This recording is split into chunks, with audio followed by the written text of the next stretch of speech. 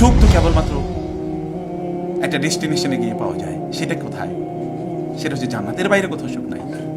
আপনি তো সুখের জন্য আপনি দৌড়াচ্ছেন, মধ্যখানে জিনিসগুলোকে তো আপনার সুখ মনে করার কোনো কারণ নেই। যেটি ইমাম গাজালি রাহিমাহুল্লাহ বলেছেন।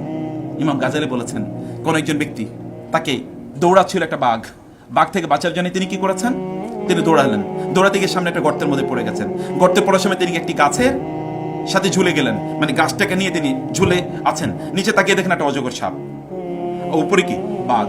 বাঘ থেকে বাঁচার জন্য উপরে উঠায়, বাঘ থেকে বাঁচার জন্য তিনি এইখানে গর্তে আছেন। আবার গর্তের মধ্যে পড়ে গেলে উপরে উঠলে বাঘ খাবে, গর্তে পড়ে গেলে সাপে খাবে। এখন তিনি করবেন কি? হঠাৎ করে তিনি দেখলেন ওইখানে একটা মৌছাক, ওইখানে কি আছে? মৌমাছি এবং মধু আছে। তিনি ভাবলেন ঝুলে আছে, কিছুক্ষণ একটু মধু খাই না। এটা তিনি নিচ্ছেন এবং মধু খাচ্ছেন। কিন্তু ওই দিক দিয়ে ওই যে গাছ, এই গাছ যে তার শিকড় থেকে আস্তে আস্তে উঠে যাচ্ছে, তার দিকে তার খবর নেই।